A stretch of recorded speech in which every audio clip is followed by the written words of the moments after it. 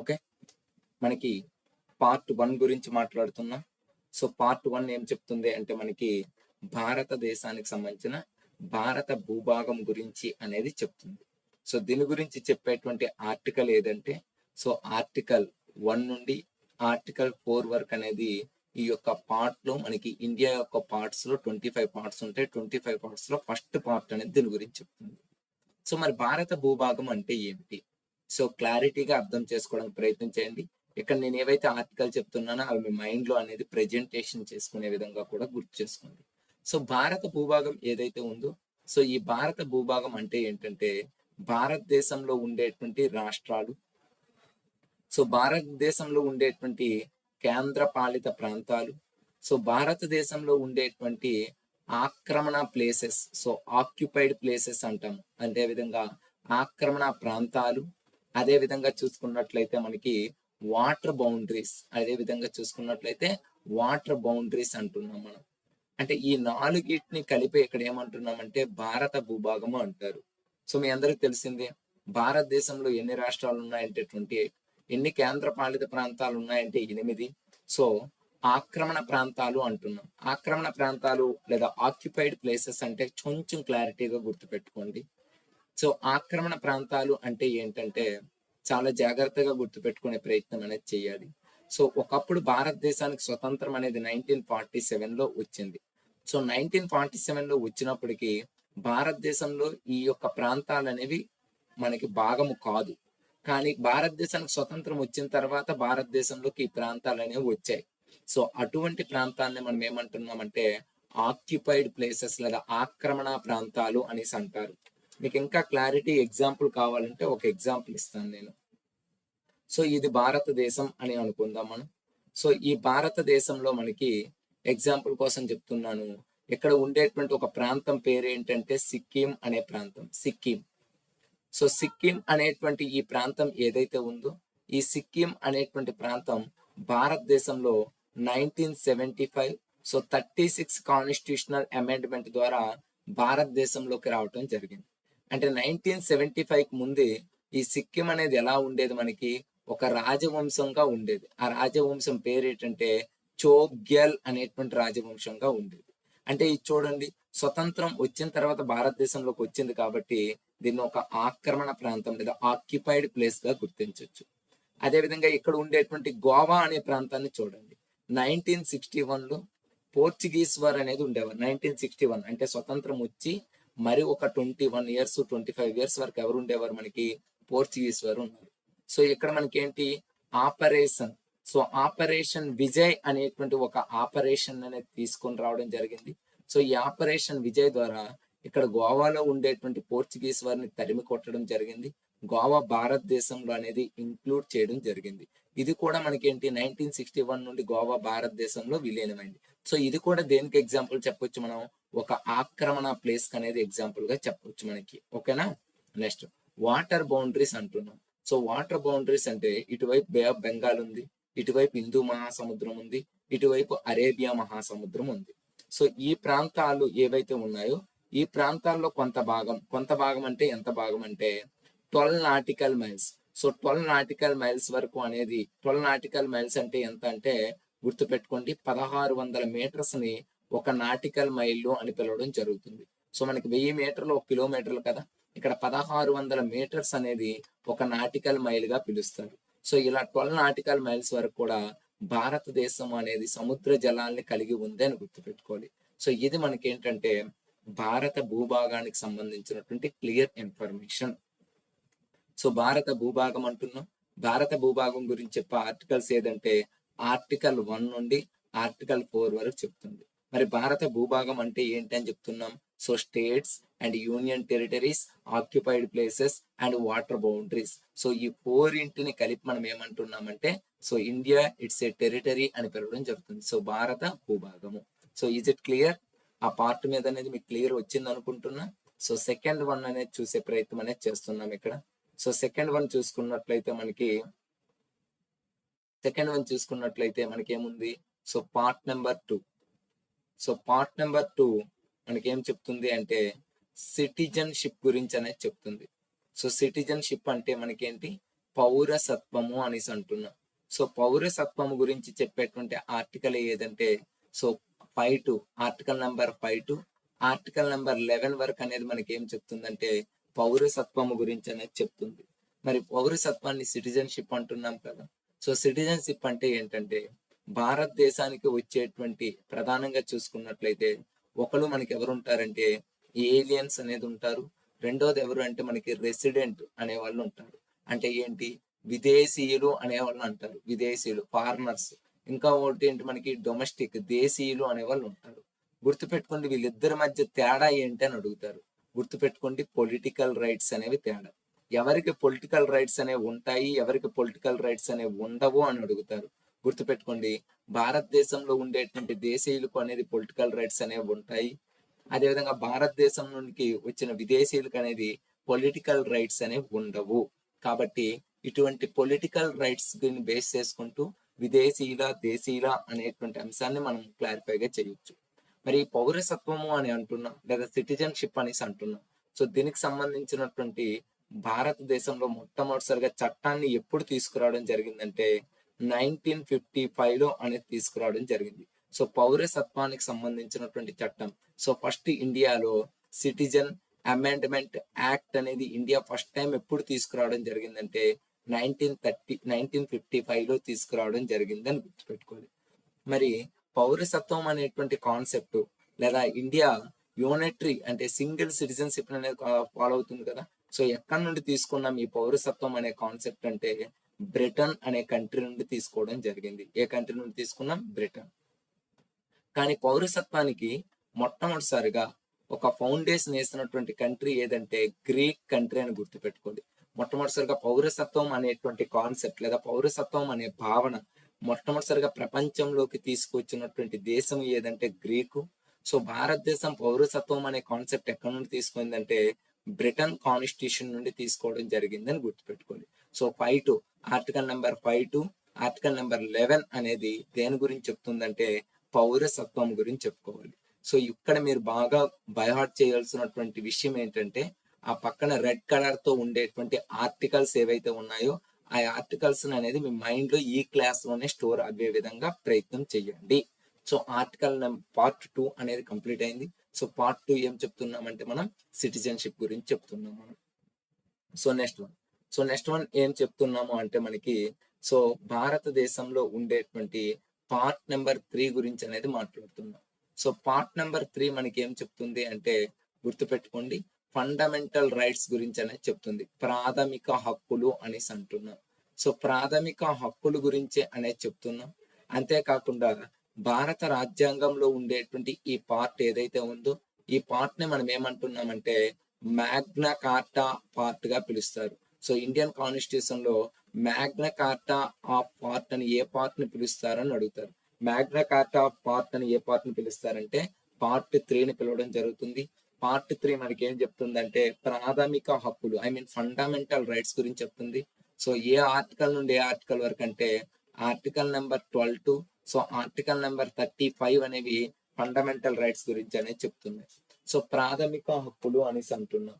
మరి ప్రాథమిక హక్కులు అంటే ఏంటి? అంటే భారతదేశంలో ఉండేటువంటి పౌరులు ఎవరైతే ఉంటారో ఆ పౌరులకి ఇతర వ్యక్తుల వలన గాని లేదా సంస్థల వలన గాని లేదా ప్రభుత్వం వలన గాని చూడండి ఇతర వ్యక్తుల వలన గాని ఇతర సంస్థల వలన గాని గవర్నమెంట్ వల్ల గాని ఎటువంటి తమ హక్కులు పౌరుల యొక్క హక్కులకు అనేది భంగం వాటిల్లినట్లయితే సో పౌరుడు అనేది ఈ ప్రాథమిక హక్కుల ద్వారా రక్షణ పొందడం అనేది జరుగుతుంది. మరి అటువంటి ప్రాథమిక హక్కులు భారతదేశం ఏ దేశం నుండి తీసుకోవడం జరిగిందంటే మీకు ఆల్రెడీగా చెప్పాను నేను అమెరికా దేశం నుండి తీసుకోవడం జరిగింది. అలా అమెరికా దేశం నుండి తీసుకునేవి ఏంటి అంటే మనకి ఈ ప్రాథమిక హక్కులు అని గుర్తుపెట్టుకోవాలి. సో పార్ట్ నెంబర్ 3 అనేది చెప్తుందని గుర్తుపెట్టుకోవాలి. నెక్స్ట్ వన్ చూసుకున్నట్లయితే మనకి పార్ట్ నెంబర్ 4 అనేసి అంటున్నాం. సో పార్ట్ నెంబర్ 4 మనకి ఏం చెప్తుందంటే directive principles of state policies గురించి చెప్తుంది. సో ఆదేశిక సూత్రాలు అని అంటున్నాం మనం.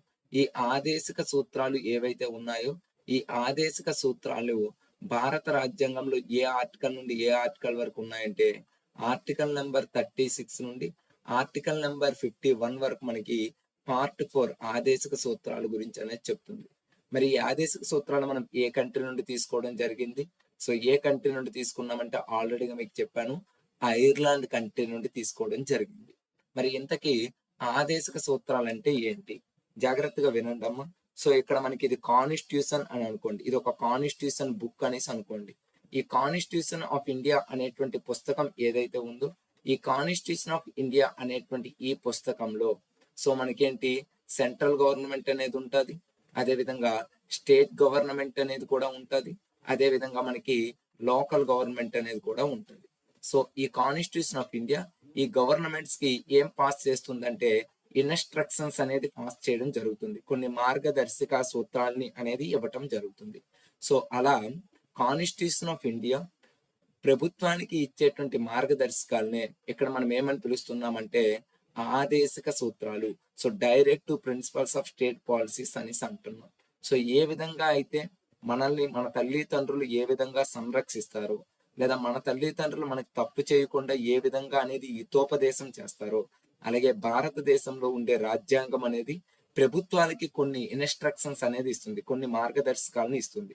అటువంటి మార్గదర్శకాలని మనం ఇక్కడ ఏమంటున్నామండి, ఆదేశిక సూత్రాలు అనేసి అంటున్నాం. మరి అటువంటి ఆదేశిక సూత్రాలు మనం ఏ యొక్క ఆర్టికల్ నుండి ఆర్టికల్ వరకు చెప్పుకుంటున్నామంటే ఆర్టికల్ నెంబర్ 36 నుండి ఆర్టికల్ నెంబర్ 51 వరకు direct principles of state policies గురించి అనేది చెప్పుకుంటున్నాం మనం. నెక్స్ట్ వన్ ఆదేశిక సూత్రాలు అనే కాన్సెప్ట్ అనేది కంప్లీట్ అయింది కదా మనకి. సో నెక్స్ట్ వన్ ఏంటి అంటే ఫండమెంటల్ డ్యూటీస్. ఇక్కడ చాలా జాగ్రత్తగా గుర్తుపెట్టుకోండి, పార్ట్ 4A అనేసి అంటున్నాం మనం. సో పార్ట్ 4A అంటే ఏంటంటే లోకల్ గవర్నమెంట్ అండి. సో మనకి central government, state government, LG అంటే లోకల్ గవర్నమెంట్ అని అర్థం. So part 4A. So part 4A అంటే ఏంటి అంటే మనకి గుర్తుపెట్టుకోండి ప్రాథమిక విధుల గురించి చెప్తుంది, ఐ మీన్ ఫండమెంటల్ డ్యూటీస్ అనేసి అంట. సో ఫండమెంటల్ డ్యూటీస్ ప్రాథమిక విధులు. సో దీని గురించి భారత రాజ్యాంగంలో 51A ఆర్టికల్ నుండి సో 51K ఆర్టికల్ వరకు అనేది ఉంది. సో ఇది ఏంటి మనకి పార్ట్ 4A అనేది ప్రాథమిక విధులు కదా. ఇది మనం ఏ దేశం నుండి తీసుకురావడం జరిగిందంటే రష్యా రాజ్యాంగం నుండి తీసుకోవడం అనేది జరిగింది. మరి ఇటువంటి ప్రాథమిక విధులు అనేవి భారత రాజ్యాంగంలో మొట్టమొదటిసారిగా ఎన్ని ప్రాథమిక విధులు అనేవి ఉండేవంటే 10 ప్రాథమిక విధులు అనేవి ఉండేవి. మరి ప్రజెంట్ ఎన్ని ప్రాథమిక విధులు అనేవి ఉన్నాయంటే 11 ప్రాథమిక విధులు అనేవి ఉన్నాయి. సో 11వ ప్రాథమిక విధిని ఎప్పుడు చేర్చారు అంటే సో 2002 86వ రాజ్యాంగ సవరణ చట్టం సో 2002 86 కాన్స్టిట్యూషనల్ అమెండ్మెంట్ ద్వారా 11th ఫండమెంటల్ డ్యూటీస్ అనేది తీసుకురావడం జరిగింది. అసలు ఈ ప్రాథమిక విధులు అనేవి భారత రాజ్యాంగం అమల్లోకి వచ్చినప్పుడు లేవు, మొట్టమొదటిసారిగా కొత్తగా వీటిని గుర్తించారు. మరి ఎప్పుడు గుర్తించారు? 1976 42 కాన్స్టిట్యూషనల్ అమెండ్మెంట్ ద్వారా భారత రాజ్యాంగంలోకి వీటిని తీసుకురావడం అనేది 1976 42 కాన్స్టిట్యూషనల్ అమెండ్మెంట్ ద్వారా ఈ ప్రాథమిక విధులను అనేది తీసుకురావడం జరిగింది అని గుర్తుపెట్టుకోవాలి. ఇది మనకి ప్రాథమిక విధులు. మళ్ళా లెసన్ వచ్చినప్పుడు చాలా క్లారిటీగా మళ్ళా ఎక్స్ప్లెనేషన్ అనేది తీసుకుందాం. సో పార్ట్ 1 మీకు ఏం చెప్పానంటే భారత భూభాగం. సో ఏ ఆర్టికల్ నుండి ఏ ఆర్టికల్ వరకు చెప్తాయంటే 1 to 4. సో సిటిజన్షిప్ అంటున్నాం 5 to 11 గురించి అనేది చెప్తుంది.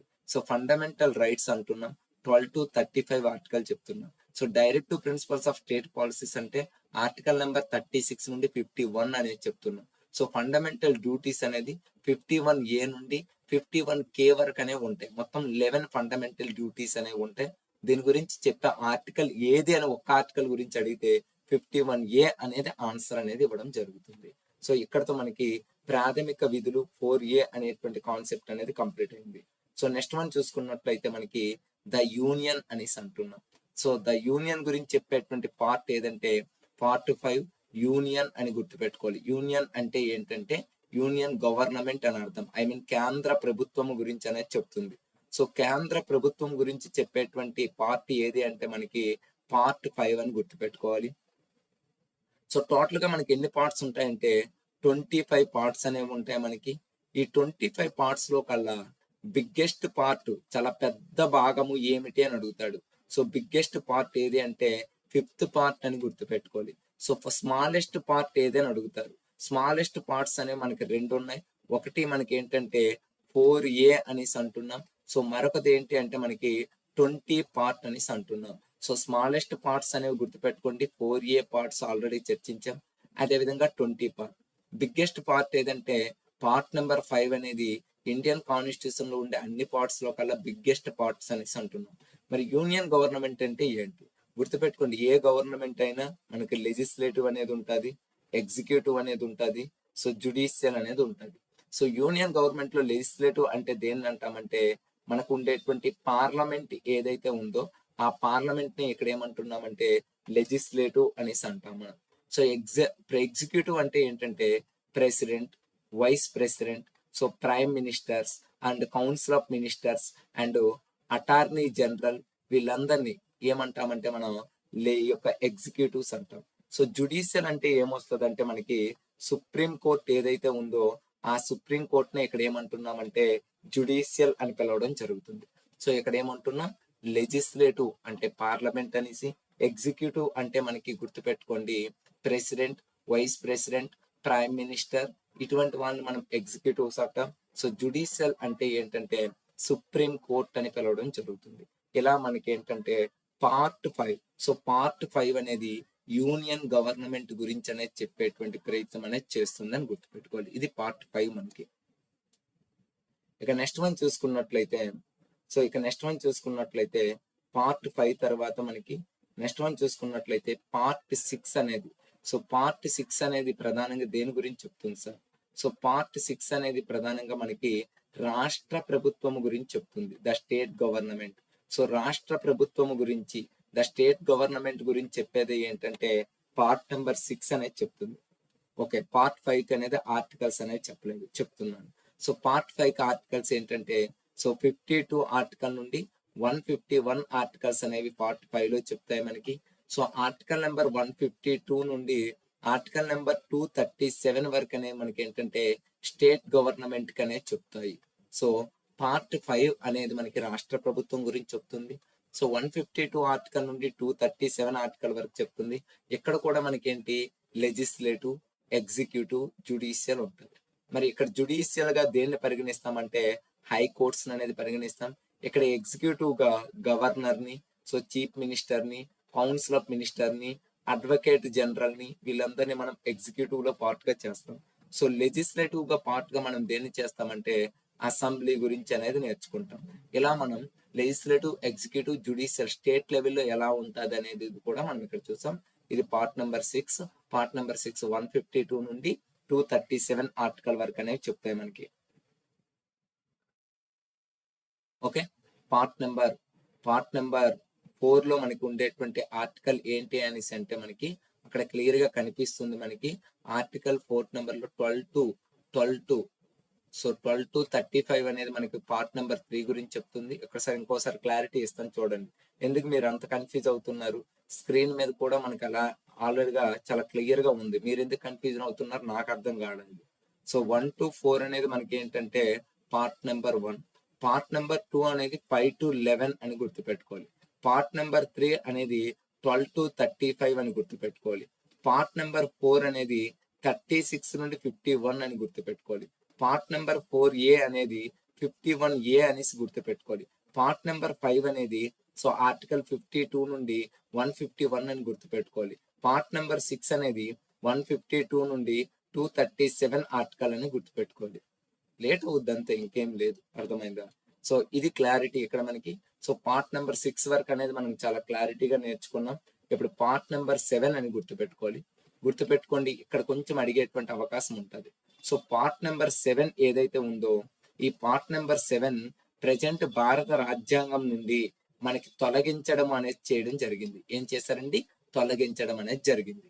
ఏంటి తొలగింపు? ఎందుకు తొలగించారంటే గుర్తుపెట్టుకునే ప్రయత్నం చేయండి.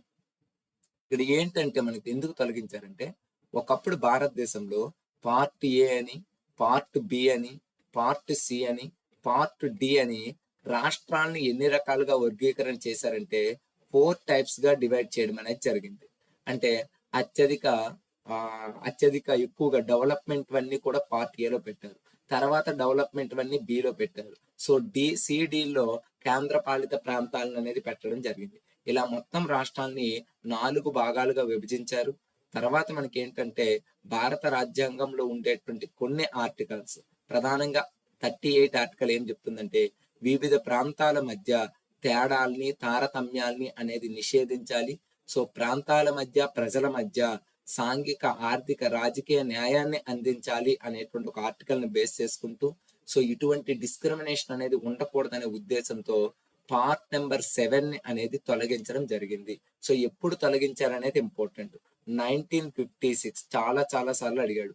1956 7 కాన్స్టిట్యూషనల్ అమెండ్మెంట్ ఏదైతే ఉందో ఆ 7 కాన్స్టిట్యూషనల్ అమెండ్మెంట్ 7వ రాజ్యాంగ సవరణ చట్టం ద్వారా పార్ట్ నెంబర్ 7 అనేది తొలగించడం అనేది జరిగింది అని గుర్తుపెట్టుకోవాలి.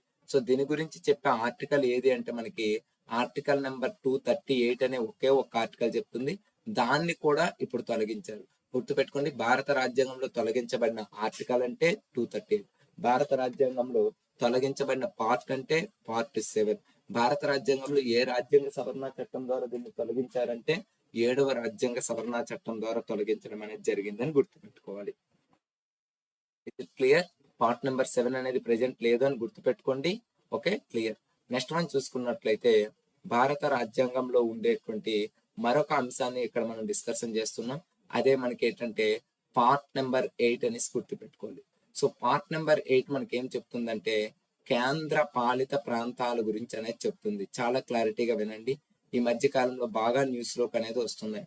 కేంద్ర పాలిత ప్రాంతాలు అంటున్నాం. మరి కేంద్ర పాలిత ప్రాంతాలు యూనియన్ టెరిటరీస్ గురించి చెప్పే ఆర్టికల్స్ ఏవంటే, సో ఆర్టికల్ నెంబర్ 239 నుండి సో ఆర్టికల్ నెంబర్ 243 వరకు అనే మనకి ఏంటంటే కేంద్ర పాలిత ప్రాంతాల గురించి అనేది చెప్తుంది మనకి. సో భారతదేశంలో ప్రజెంట్ ఎన్ని కేంద్ర పాలిత ప్రాంతాలు అనేవి ఉండేవి గుర్తుపెట్టుకోండి, 8 కేంద్ర పాలిత ప్రాంతాలు అనేవి ఉండేవి.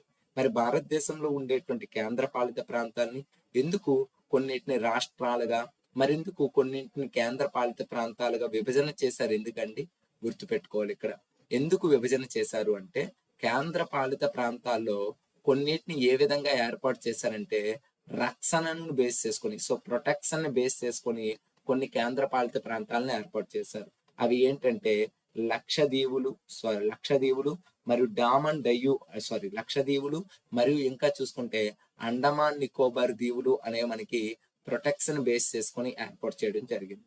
ఇక మరియు కల్చర్ అనేసి అంటున్నాం. సో సంస్కృతిని బేస్ చేసుకుంటూ మనకి ఏం ఏర్పాటు చేశారంటే కొన్ని ఏర్పాటు చేయడం జరిగింది. సో దాద్రా నగర్ హైవేలీ అండ్ డామన్ డయ్యూ అనేటువంటి ప్రాంతాలు కానీ, లేకపోతే ఇంకా మనం చూసుకున్నట్లయితే పాండిచ్చేరి అనేటువంటి ప్రాంతాలు కానీ, ఇవన్నీ కూడా మనకేంటి సంస్కృతిని బేస్ చేసుకుంటూ ఏర్పాటు కావడం అనేది జరిగింది. సంస్కృతిని బేస్ చేసుకుంటూ అదేవిధంగా ప్రొటెక్షన్ నేపథ్యంలో జమ్మూ అండ్ కాశ్మీర్, లడఖ్ ఇటీవల కాలంలో 2019లో ఏర్పడ్డాయి కదా మనకి. 2019 అక్టోబర్ 31 అనేది ఏర్పడ్డాయి కదా.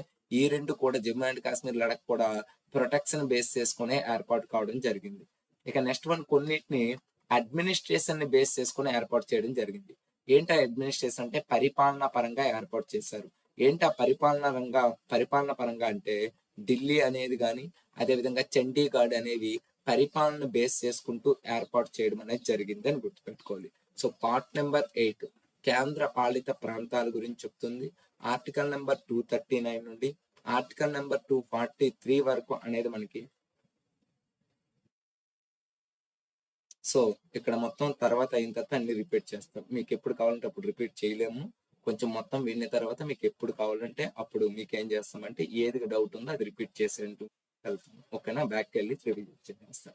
నేను స్లోగానే చెప్తున్నా కదా, అంటే కొంచెం ఫాస్ట్ గా చెప్తే మీకు రిపిటేషన్ అవసరం లేదేమో అనుకుంటున్నాను. చాలా స్లోగానే వెళ్తున్నాను క్లాస్ అనేది. ఓకేనా, పార్ట్ నెంబర్ 8 వరకు ఏంటంటే యూనియన్ టెరిటరీస్ గురించి అనేది చెప్తున్నాం అని గుర్తుపెట్టుకోవాలి. రైట్. నెక్స్ట్ వన్ అడ్మినిస్ట్రేషన్ మీద ఏర్పడినటువంటివి ఏంటి అంటే మనకి ఢిల్లీ అండ్ చండీగఢ్ అనేసి గుర్తుపెట్టుకోవాలి. ఢిల్లీ అండ్ చండీగఢ్ అనేసి గుర్తుపెట్టుకోవాలి. ఓకే, నెక్స్ట్ వన్ చూస్తున్నాం మనం. సో నెక్స్ట్ వన్ ప్రధానంగా చూసుకున్నట్లయితే మనకి సో నెక్స్ట్ వన్ ఏమంటున్నాము అంటే ఈ యొక్క పార్ట్ నెంబర్ 8 అనేది కంప్లీట్ అయింది. సో పార్ట్ నెంబర్ 9 అనేసి అంటున్నాం. సో పార్ట్ నెంబర్ 9 మనకి ఏం చెప్తుందంటే పంచాయతీస్ గురించి అనేది చెప్తుంది. సో పంచాయతీ ఏవైతే ఉన్నాయో ఆ నిన్నటి వరకు మీకు వినబడింది, ఈ రోజే వినిపించడం లేదా? మైక్ చాలా క్లారిటీగా ఉంది, వాయిస్ ఎందుకు స్లోగా ఉన్నది అనేది ఒకసారి మీరు చెక్ చేసుకోండి. వాల్యూమ్ అనేది పెంచండి ఇక్కడ ఆటోమేటిక్.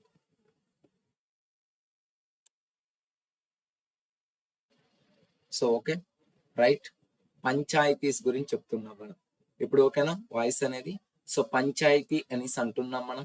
సో ఈ పంచాయతీ ఏదైతే ఉందో ఈ పంచాయతీస్ ని మనకి 1993లో అనేది అమల్లోకి తీసుకురావడం జరిగింది.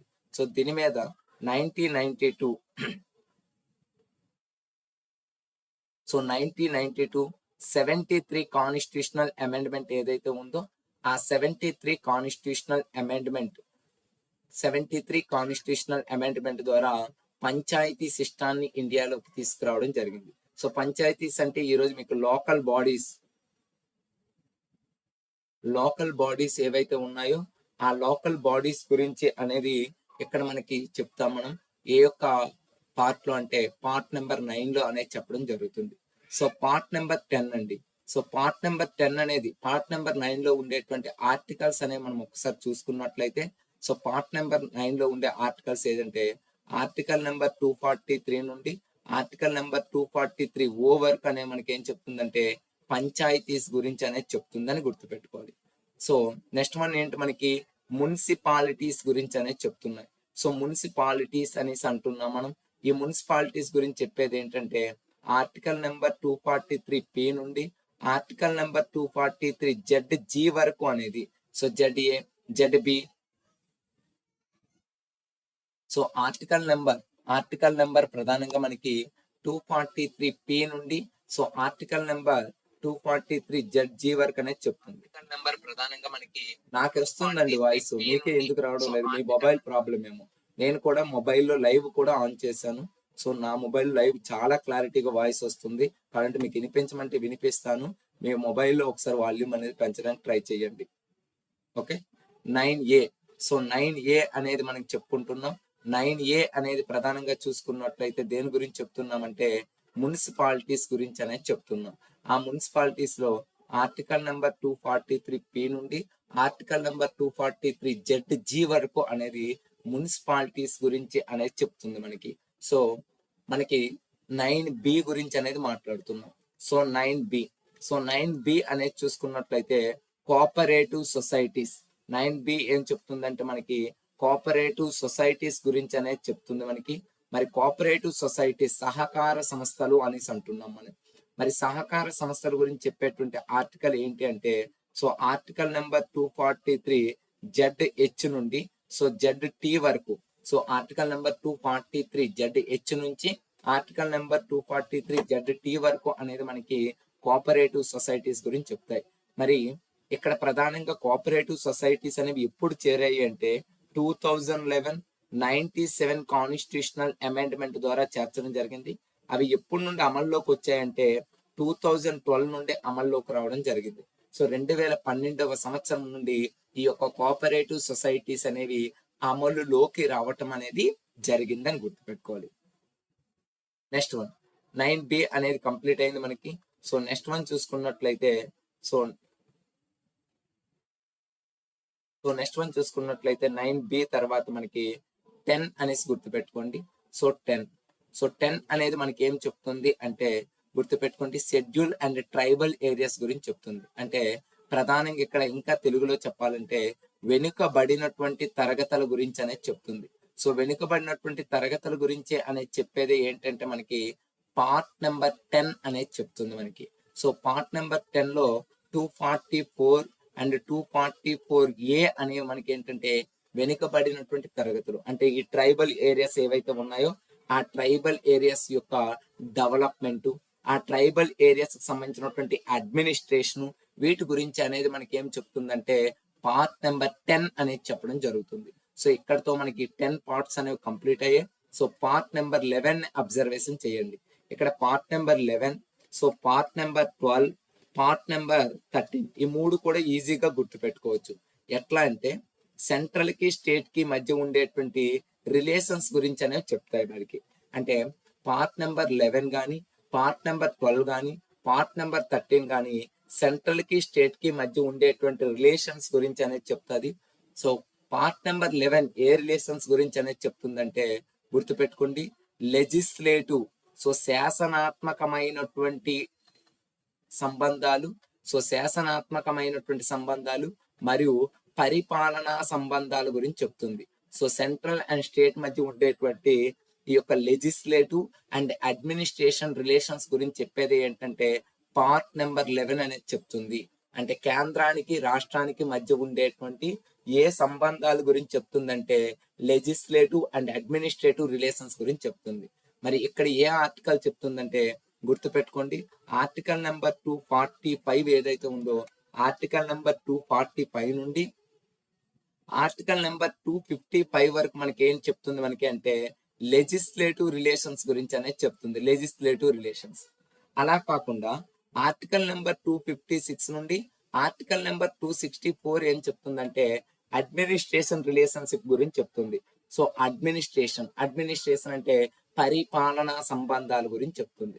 అదేవిధంగా పార్ట్ నెంబర్ 12 చూసుకున్నట్లయితే మనకి ఎకనామికల్ రిలేషన్స్ గురించి చెప్తుంది. ఎకనామికల్ అంటే ఏంటంటే కేంద్రానికి రాష్ట్రానికి మధ్య ఉండేటువంటి ఆర్థిక పరమైనటువంటి సంబంధాల గురించి చెప్తుంది.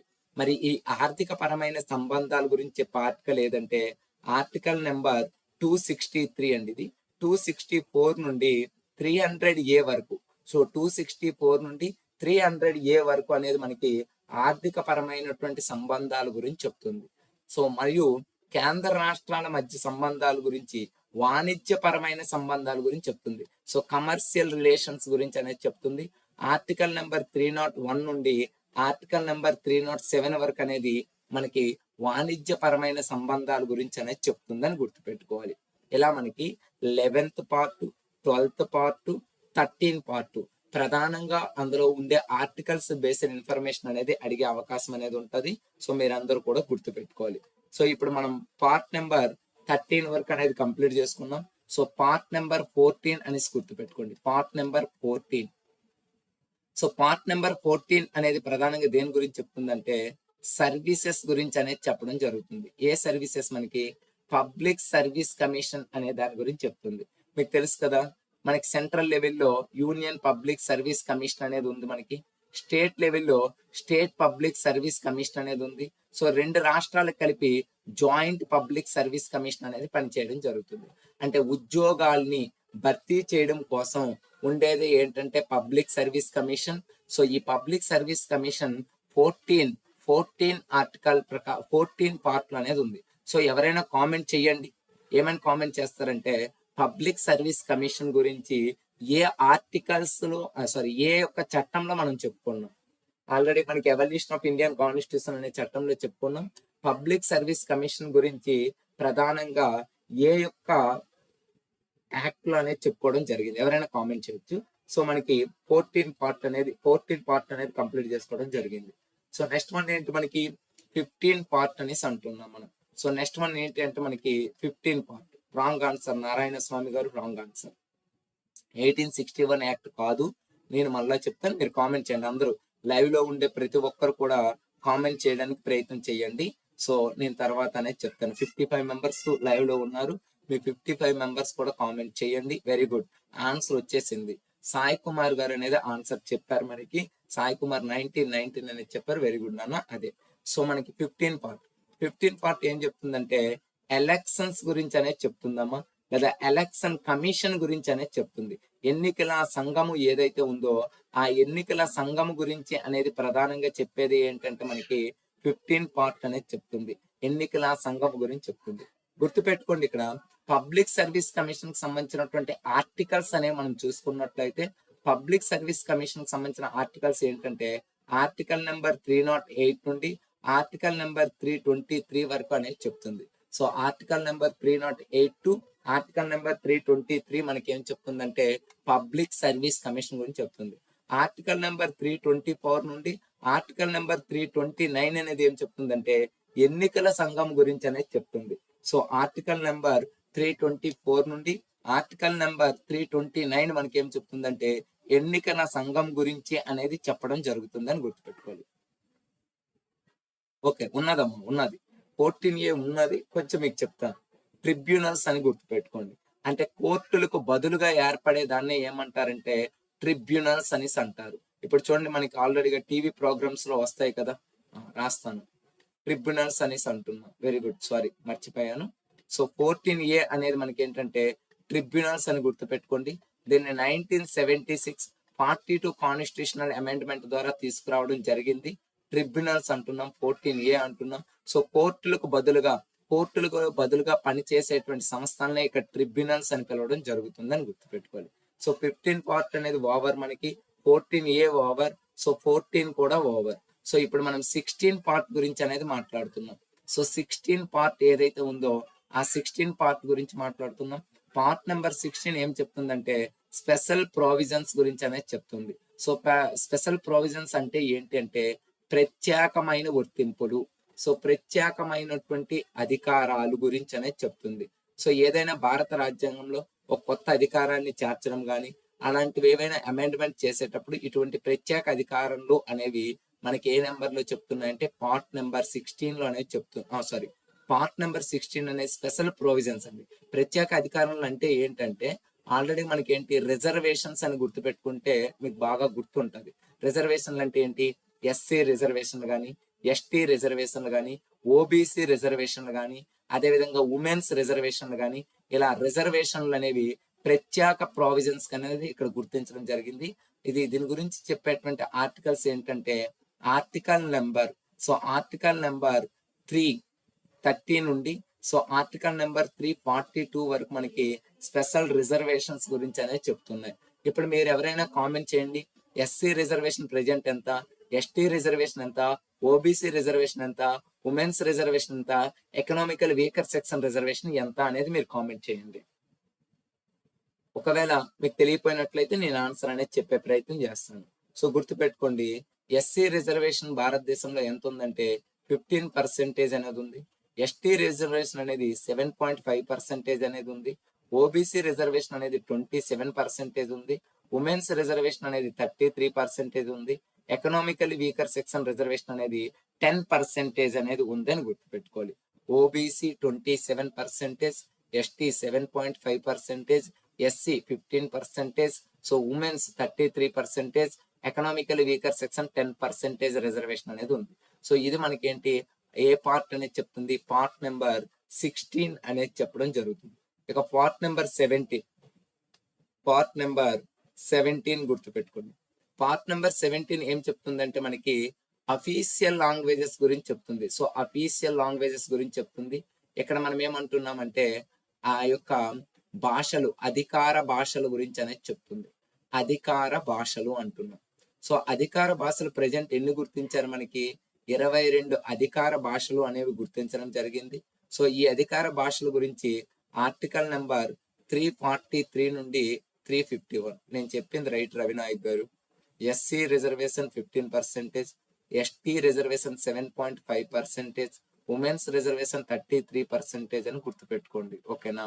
నెక్స్ట్ ఆర్టికల్ నెంబర్ 343 నుండి ఆర్టికల్ నెంబర్ 351 వరకు అధికార భాషల గురించి అనేది చెప్తుందని గుర్తుపెట్టుకోవాలి. అధికార భాషలు.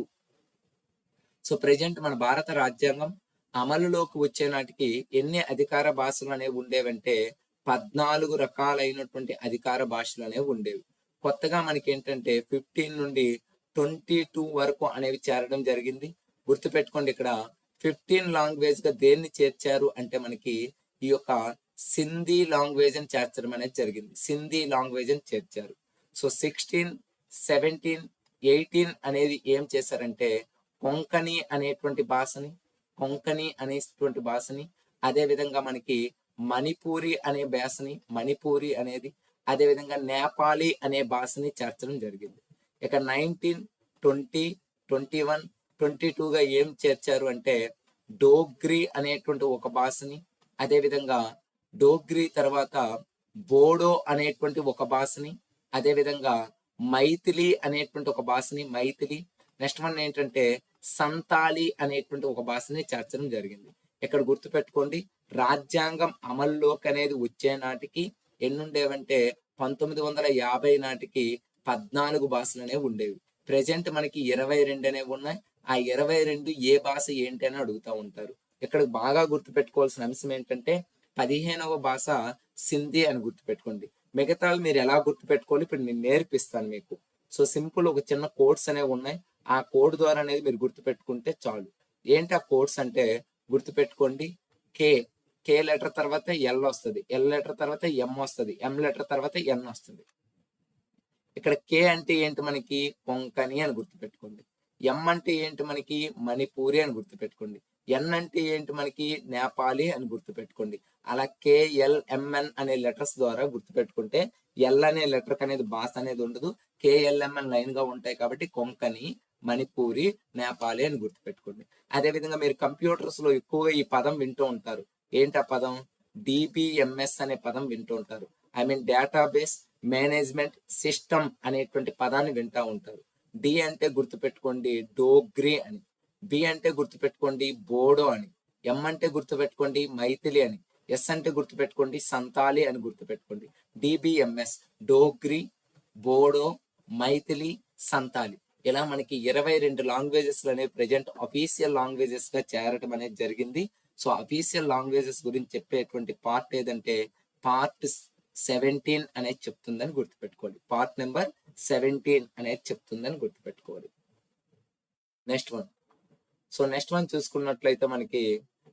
చూసుకున్నట్లయితే పార్ట్ నెంబర్ 18.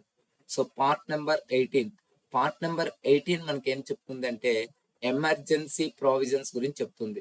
అత్యవసర అధికారాలు అంటున్నాం మనం.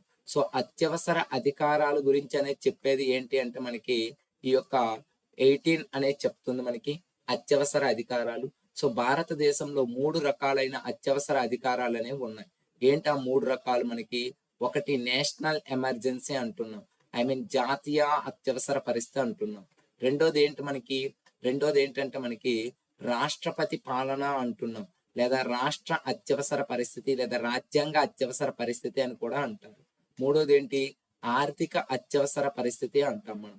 జాతీయ అత్యవసర పరిస్థితి గురించి చెప్పే ఆర్టికల్ 352, అదే విధంగా రాష్ట్రపతి పాలన గురించి లేదా రాజ్యాంగ అత్యవసర పరిస్థితి గురించి చెప్పే 356, అదే విధంగా ఆర్థిక అత్యవసర పరిస్థితి గురించి చెప్పేటువంటిది 360. మొత్తానికి అత్యవసర పరిస్థితి గురించి ఏ ఆర్టికల్ నుండి ఏ ఆర్టికల్ వరకు చెప్తాయంటే 350 నుండి 360 వరకు మనకి ఏంటంటే ఈ యొక్క 350 నుండి 352 నుండి 360 వరకు మనకి ఏంటంటే అత్యవసర పరిస్థితుల గురించి, ఎమర్జెన్సీ ప్రావిజన్స్ గురించి అనేది చెప్తుందని గుర్తుపెట్టుకోవాలి. నెక్స్ట్ వన్ మిస్లీనియస్ అంటున్నాం, part number 19. So part number 19 కొన్ని ప్రత్యేకమైనటువంటి మినహాయింపుల గురించి చెప్తుంది. అనేది చెప్తుంది. సో ఇక్కడ ఆర్టికల్ 361 నుండి 367 వరకు అనేది మినహాయింపుల గురించి చెప్తుందని గుర్తుపెట్టుకోండి. సో నెక్స్ట్ వన్ ఏంటంటే part number 20. So part number 20 ఏం చెప్తుంది అంటే మనకి రాజ్యాంగ సవరణ గురించి అనేది చెప్తుంది. సో రాజ్యాంగాన్ని సవరించేటువంటి విధానము మనం దక్షిణాఫ్రికా నుండి తీసుకున్నాం. అటువంటి రాజ్యాంగ సవరణ గురించి చెప్పేటువంటి ఆర్టికల్ ఏదంటే ఆర్టికల్ నెంబర్ 368 అనేది చెప్తుందని గుర్తుపెట్టుకోవాలి. నెక్స్ట్ వన్ ఏంటి మనకి స్పెషల్ ప్రావిజన్స్, ప్రత్యేక వర్తింపులు అంటున్నాం మనం. సో ప్రత్యేక వర్తింపుల గురించి అనేది మనకి చెప్పేటువంటిది ఏంటి అంటే ఆర్టికల్ నెంబర్ 369 నుండి ఆర్టికల్ నెంబర్ 392 వరకు అనేది ప్రత్యేక వర్తింపుల గురించి చెప్తుంది. సో లాస్ట్ వన్ మనకి ఏంటంటే part number 22. So part number 22 ఏం చెప్తుందంటే 393 నుండి 395 వరకు చెప్తుంది. సో మన భారతదేశ రాజ్యాంగం ఏదైతే ఉందో ఆ రాజ్యాంగాన్ని హిందీలోకి అనేది తర్జుమా చేయాలి. సో హిందీలోకి అనేది తర్జుమా చెయ్యాలి అని చెప్పేది ఏంటంటే 393 నుండి 395 అనేది చెప్తుందని గుర్తుపెట్టుకోవాలి. ఓకేనా? ఇవి మనకి టోటల్ గా ఎన్ని పార్ట్స్ మనకి చెప్పండి? టోటల్ గా మనకి ఎన్ని పార్ట్స్? మనకి 25 పార్ట్స్ అనేసి గుర్తుపెట్టుకోవాలి. సో టోటల్ గా ఎన్ని పార్ట్స్ అంటే మనకి 25 పార్ట్స్ అనేవి ఉన్నాయి మనకి.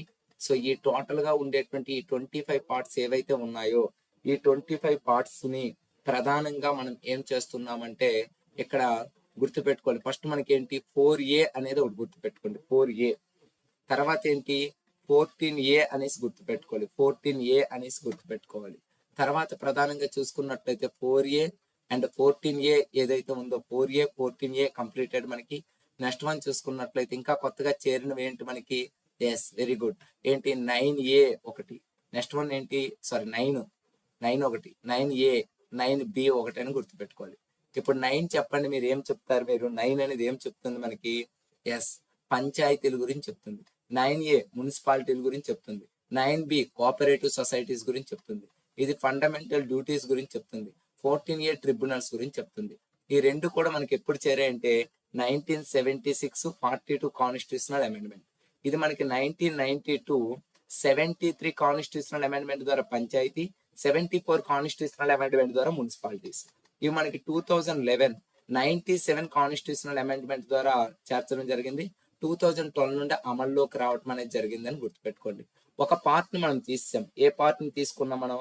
7th పార్ట్ అనేది తీసుకోవడం జరిగింది. సో 22 ప్లస్ ఇక్కడ మనం చెప్పినటువంటి 4 మొత్తం ఎన్ని?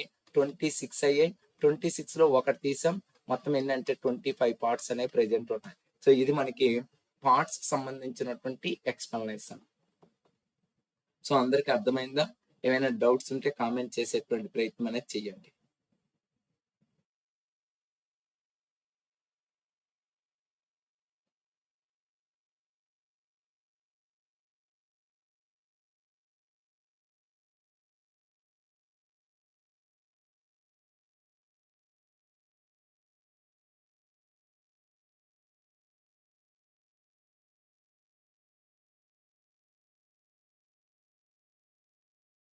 కామెంట్ చేయాలి ఏమైనా అర్థం కాకపోతే.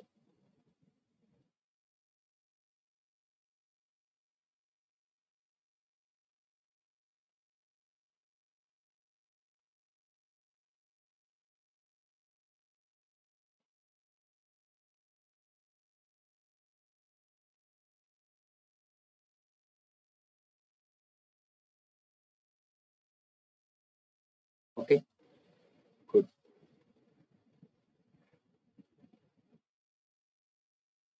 రైట్, తెలుగులో పంపిస్తానండి. తెలుగులో మీకు ఎక్కడైనా దొరుకుతుంది. ఐ మీన్ ఇంటర్నెట్ లో కూడా దొరికే అవకాశం ఉంటుంది. ఏముంది, సింపులే కదా. ఈ మాత్రం కూడా ఇంగ్లీష్ మనం గుర్తుపెట్టుకోకపోతే ఇబ్బందిగా ఉంటుంది. ఓకేనా? నేషనల్ ఎమర్జెన్సీలో national emergency 352. So constitutional emergency అంటే రాజ్యాంగ అత్యవసర పరిస్థితి 356. ఎకనామికల్ ఎమర్జెన్సీ లేదా ఫైనాన్షియల్ ఎమర్జెన్సీ ఆర్థిక అత్యవసర పరిస్థితి 360. ఓకేనా లావణ్య గారు? Next one part number 22. So part number 22 25 వాడు లేడండి ఇక్కడ బాబు. ఎవరైనా క్లాస్ వినలేదా ఆయన? పార్ట్ నెంబర్ 22 ఉన్నాయి. సో 25 ఏవైతే ఉన్నాయో అవి ఇక్కడ క్లారిటీగా కనిపిస్తున్నాయి మీకు. ఇవే. ఓకేనా? రైట్. తెలుగుని 16 లాంగ్వేజ్ గా గుర్తించారు.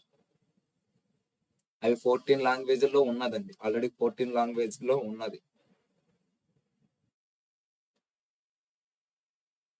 ఈ చాప్టర్ నుండి మనకి ఎన్ని క్వశ్చన్స్ వస్తాయి? 3 క్వశ్చన్స్ వస్తాయండి. ఈ చాప్టర్ నుండి 3 క్వశ్చన్స్ ఎక్కడ నుండి ఎక్కడ వస్తాయి అనేది కూడా చెప్పేస్తాను. చాలా క్లారిటీగా వినండి, మళ్ళీ చదువుకుందిరా. మనకి పార్ట్ షెడ్యూల్స్ అనేసి ఇంకో టాపిక్ ఉంటుంది, త్వరగా అయిపోతుంది రండి. ఇప్పుడు స్టార్ట్ చేద్దాం. సో పార్ట్స్ అండ్ షెడ్యూల్స్ నుండి కంపల్సరీగా 2 క్వశ్చన్స్ వస్తాయి. కాన్స్టిట్యూషన్ అసెంబ్లీ ఉంది కదా, అక్కడ ఒక 2 క్వశ్చన్స్ అనేది అడుగుతారు. మేబీ 4 క్వశ్చన్స్ అనేది వెయిటేజ్ ఉండేటువంటి టాపిక్ ఇక్కడ. ఇప్పుడు పార్ట్స్ అనేది కంప్లీట్ అయింది. కాన్స్టిట్యూషన్ అసెంబ్లీలో మీకు ఆల్రెడీ సెషన్స్ నేను చెప్పాను. సో కమిటీలు అనేవి చెప్పాను. కమిటీలు సెషన్స్ నుండి ఒక క్వశ్చన్ ఎక్స్పెక్ట్ చేయొచ్చు. మిగతా కాన్సెప్ట్ నుండి ఒక క్వశ్చన్ ఎక్స్పెక్ట్ చేయొచ్చు. ఇది constitution assembly. So parts and schedule లో 2 క్వశ్చన్స్ అనేది ఎక్స్పెక్ట్ చేయొచ్చు. ఓకేనా? రైట్. 4A అనేది ఫండమెంటల్ డ్యూటీస్ చెప్తుంది. 14A అనేది ఏం చెప్తుంది అంటే మనకి ట్రిబ్యునల్స్ గురించి చెప్తుంది.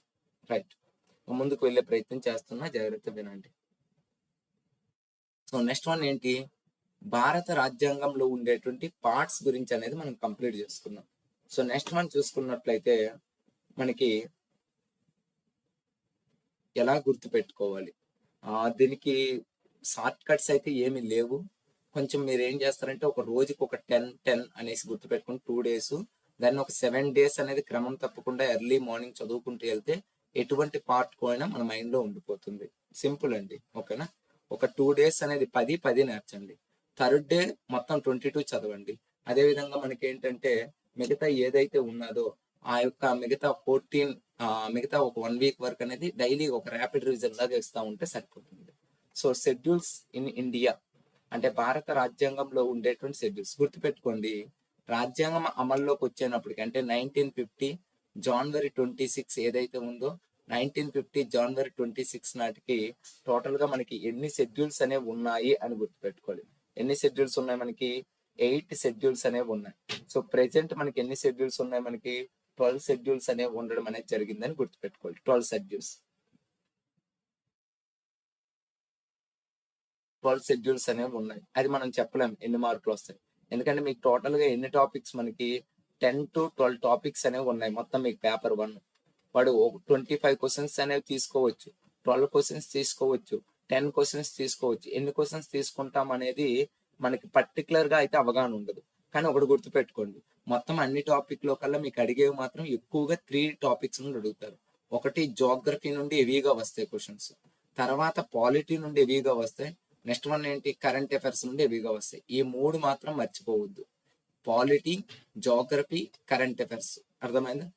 ఇంకా కరెక్ట్ గా చూసుకున్నట్లయితే మెంటల్ ఎబిలిటీ కూడా 10 to 12 క్వశ్చన్స్ ఆర్ 15 క్వశ్చన్స్ కూడా రావచ్చు మనకి అడిచ్చే వెయిటేజ్ బట్టి. ఈ 4 మీద మీరు చేసుకుంటే 50% పేపర్ 1 అనేది మీరు కంప్లీట్ అయినట్టే మొత్తం అన్నిటిలో. మిగతావన్నిటికి స్కోప్ ఉండదండి. 2 or 3 క్వశ్చన్స్ వస్తూ ఉంటాయి. ఎకానమీ తీసుకున్నా లేకపోతే ఏవి తీసుకున్నా 2 or 3 క్వశ్చన్స్. ఎందుకంటే ఒకప్పుడు గ్రూప్ 2 కి ఫస్ట్ పేపర్ ఇది ఉండేది.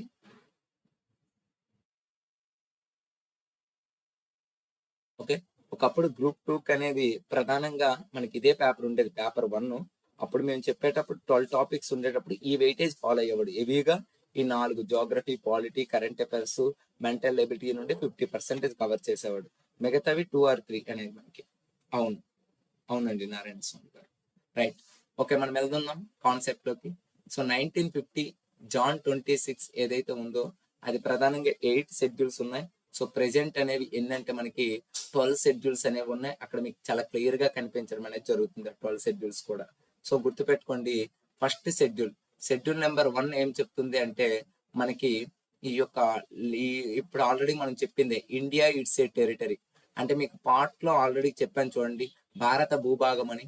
ఆ భారత భూభాగం గురించి చెప్పేదే ఇక్కడ కూడా ఏంటంటే ఫస్ట్ షెడ్యూల్. అంటే ఫస్ట్ పార్ట్ కానీ ఫస్ట్ షెడ్యూల్ కానీ దేని గురించి చెప్తుందంటే భారతదేశం యొక్క భూభాగం గురించి చెప్తుంది. So India it's a territory గురించి, లేదా states and union territories with their the territorial jurisdiction గురించి అనేది చెప్పేటువంటి షెడ్యూల్ ఏదంటే ఫస్ట్ షెడ్యూల్. ఆల్రెడీ మీకు ఏ ఆర్టికల్ నుండి ఏ ఆర్టికల్ వరకు ఉంటాయి మనకి? సో 1 నుండి 4 ఆర్టికల్ వరకు అనేవి ఉంటాయి మనకి. So 1 to 14 article. జూమ్ చేస్తే నాకు రాయడానికి అనేది ప్లేస్ సరిపోదు. సో మీకు ఆల్రెడీగా పీడిఎఫ్ నిన్నే వచ్చింది, ఒకసారి చూడండి సరిపోతుంది. ఓకేనా? నెక్స్ట్ వన్ సెకండ్ షెడ్యూల్ మనకి ఏం చెప్తుంది అంటే మనకి సో సెకండ్ షెడ్యూల్ అనేది శాలరీస్ అండ్ అలవెన్సెస్ గురించి చెప్తుంది. అంటే జీతాలు మరియు బత్యాలు గురించి చెప్తుంది. ఎవరి యొక్క జీతాలు ఎవరి యొక్క బత్యాలు గురించి చెప్తుందంటే సో కాన్స్టిట్యూషనల్ మెంబర్స్ ఎవరైతే ఉన్నారో, సో కాన్స్టిట్యూషనల్ రాజ్యాంగపరమైనటువంటి ప్రతినిధులు, రాజ్యాంగపరమైనటువంటి జాబుల్లో ఉండేటువంటి వ్యక్తులు ఎవరైతే ఉన్నారో వాళ్ళ యొక్క శాలరీస్ అలవెన్సెస్ గురించి చెప్తుంది. సో ఇప్పుడు ఎగ్జాంపుల్ ఆర్టికల్ నెంబర్ 59 తీసుకుందాం. ప్రెసిడెంట్ ఆఫ్ ఇండియా యొక్క శాలరీ అండ్ అలవెన్సెస్ గురించి చెప్తుంది. అదే విధంగా ఎగ్జాంపుల్ ఆర్టికల్ నెంబర్ 65 చేసుకుందాం. వైస్ ప్రెసిడెంట్, భారత ఉపరాష్ట్రపతికి సంబంధించిన శాలరీస్ అండ్ అలవెన్సెస్ గురించి చెప్తుంది. అదే విధంగా ఆర్టికల్ నెంబర్ 75 తీసుకుందాం. So prime minister and constitutional members సంబంధించినటువంటి ఆర్టికల్స్ గురించి అనేది చెప్పే ప్రయత్నం అనేది చేస్తుంది. ఓకేనా? ఆర్టికల్ నెంబర్ 124 అనేది చెప్తున్నాం. ఆర్టికల్ నెంబర్ 124 దేనికంటే సుప్రీం కోర్టుకు సంబంధించినటువంటి శాలరీస్ అండ్ అలవెన్సెస్ గురించి అనేది చెప్తుంది. ఇలా మనకి షెడ్యూల్ నెంబర్ 2 అనేది ప్రధానంగా దేనికి సంబంధించింది అంటే మనకి శాలరీస్ అండ్ అలవెన్సెస్ గురించి అనేది చెప్పేటువంటి ప్రయత్నం అనేది చేస్తుందని గుర్తుపెట్టుకోవాలి. నెక్స్ట్ వన్ చూడండి, థర్డ్ షెడ్యూల్ మనకి మళ్ళీ ఇవన్నీ వస్తాయి. మళ్ళీ ఈ ఆర్టికల్స్ ఇవన్నీ చాలా క్లారిటీగా నేర్చుకుంటాం. జస్ట్ వాట్ ఈజ్ వాట్ అనేది ఇంట్రడక్షన్ లో నేర్చుకోవాలి. షెడ్యూల్ థర్డ్ అనేది ఏం చెప్తుందంటే గుర్తుపెట్టుకోండి, ఇక్కడ మనకి ఓత్ గురించి అనేది చెప్తుంది. సో ఓత్ ప్రమాణ స్వీకారము అనేసి అంటున్నాం.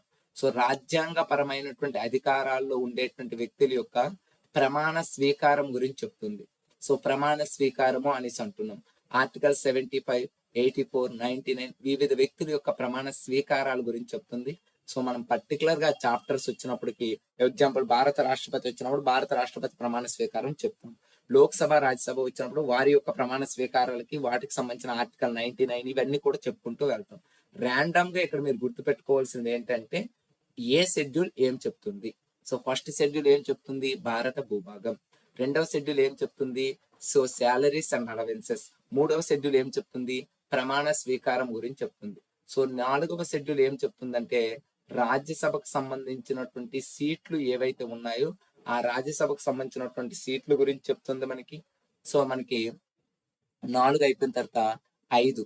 సో 5 అనేది ఏం చెప్తుందంటే మనకి అలోకేషన్ ఆఫ్ రాజ్యసభ సీట్స్ అనేది 4th వన్ చెప్పింది కదా.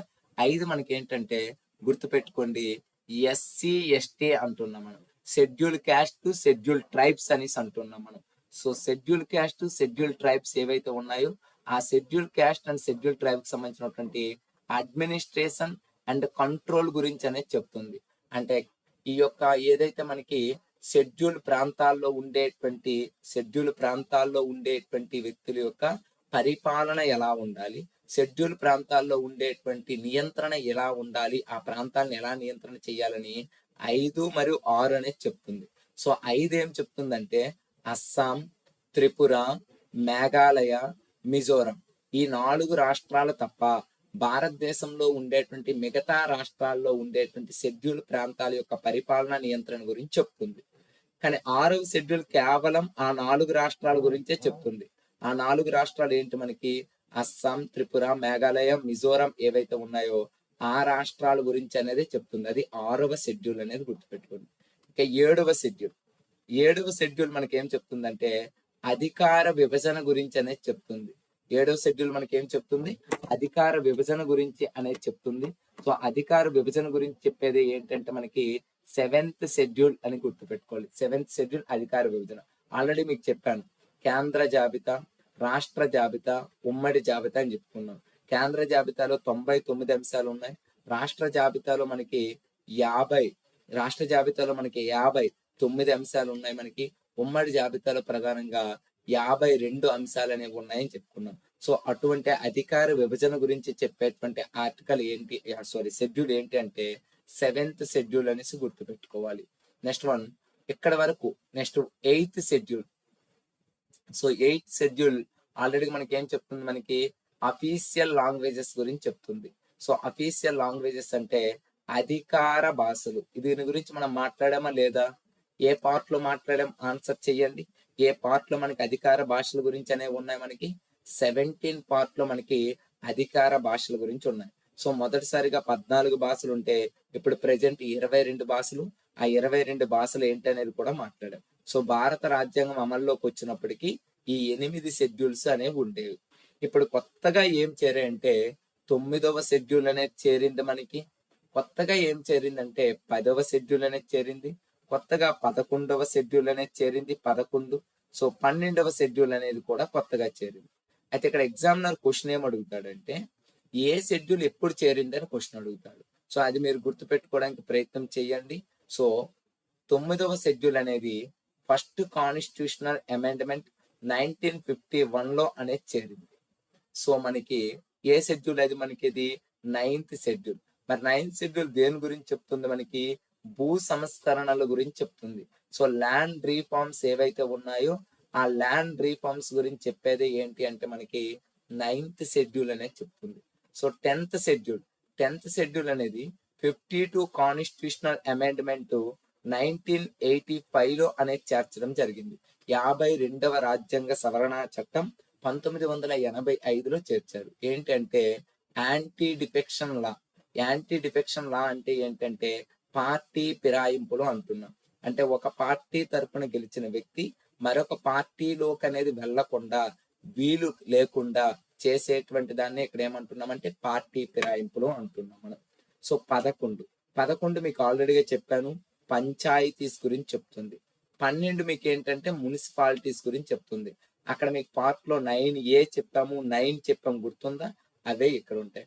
Same 73 constitutional amendment, 74 constitutional amendment ఎప్పటి నుండి అమల్లోకి వచ్చింది అంటే మనకి 1993 నుండి అమల్లోకి రావడం జరిగింది. ఇలా మొత్తం మనకి ఏంటంటే 12 షెడ్యూల్స్, 25 పార్ట్స్ అనేవి మన ఇండియన్ కాన్స్టిట్యూషన్ లో ఉన్నాయి. సో ఈ రోజు ఒక చిన్న టాపిక్ ని మనం నేర్చుకున్నాం. సో 2 క్వశ్చన్స్ అనేది వచ్చేటువంటి topics. So parts and schedules గురించి అనేది కంప్లీట్ చేయడం అనేది జరిగిందని గుర్తుపెట్టుకోండి. Parts and schedule. నాకు ఒకసారి మీరు ఆన్సర్ చేయండి. రేపు మార్నింగ్ 6 to 9 ఎవరిదైనా సెషన్ ఏమైనా ఉందా, లేకపోతే నేను కొంచెం సెషన్ పెట్టుకోవచ్చా? 6 to 9 రేపు మార్నింగ్ ఒకసారి ఆన్సర్ చేయండి. ఏమైనా మీకు టైం టేబుల్లో 6 to 9 క్లాస్ ఏమైనా ఉందా? So please tell me.